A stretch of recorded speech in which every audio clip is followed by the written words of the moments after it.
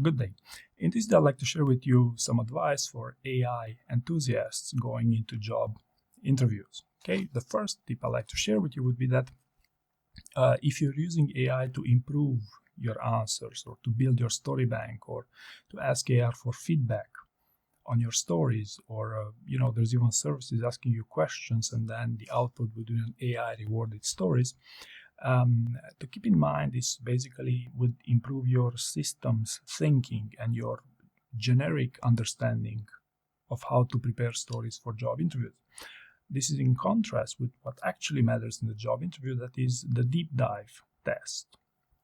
Okay, so the deep dive test is it's a key principle at Amazon, dive deep, or it's also Elon Musk's favorite interviewing technique. So it's a super common thing that happens in most interviews, during which they would basically deep-proof your expertise using challenge and follow-up questions, right? So whereas if you only prepare the surface level, you prepare using AI to make your answer sound better, you will miss on the opportunity to make what I call the brain dumps, and a classic example is that during your interviews, you might genuinely cannot remember some metric of some project which happened more than 5 years ago.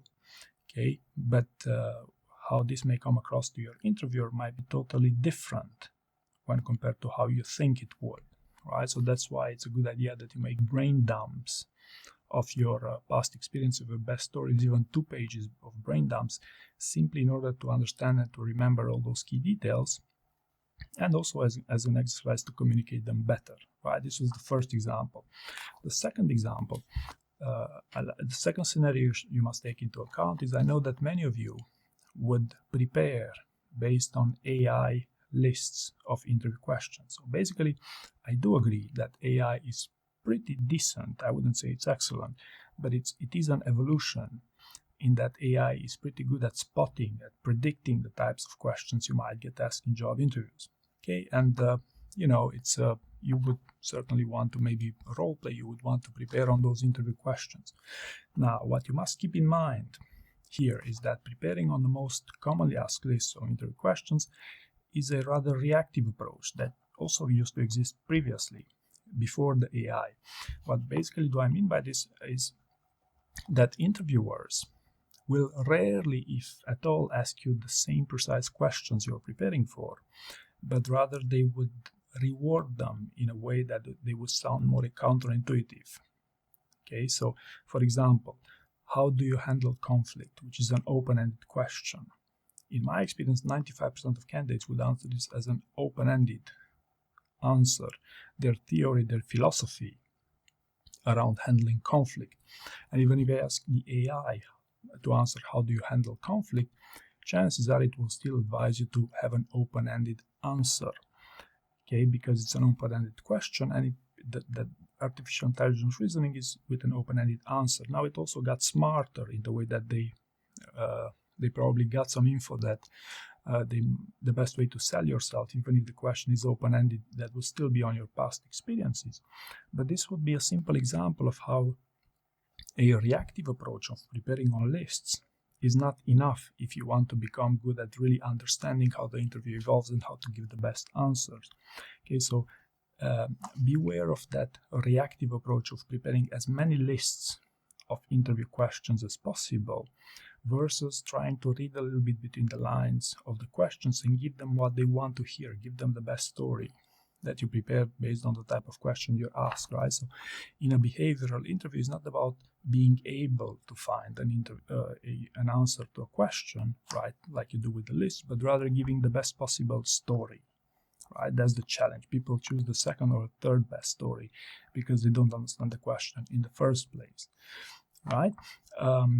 And the third thing I like to talk about here is, if you're using AI extensively to prepare job interviews, is something, a side effect of this, which also used to happen previously, the AI era, so to speak, is some people will get overwhelmed by cheat sheets, for example. So it was also common prior to AI to have people with walls of cheat sheets behind their computer screens during job interviews. It's also very common right now for people to overthink interviews because of AI.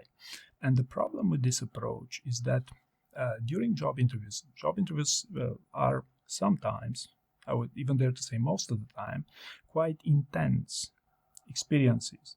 So during those intense experiences, your reasoning, your ability to think on your feet and to adapt to certain situations is crucially important, Whereas if you get overwhelmed by AI and you get led by AI throughout your interview prep process, your ability to think on your feet will be seriously diminished. Okay, so your ability to reason and your critical thinking skills will be affected. I also made some experiments of, trying with AI to build some scripts for these YouTube videos to make them as interesting as possible. And to be honest with you, I got seriously demoralized by the way that AI assumed that they were in control of the type of content I would communicate, right? So you should also pay particular attention to not get overwhelmed by how interesting AI sounds and to preserve your critical thinking skills for the purpose of job interviews on the reason that they're quite intense. All right, so I hope you found these 3 scenarios useful, and thank you very much for watching.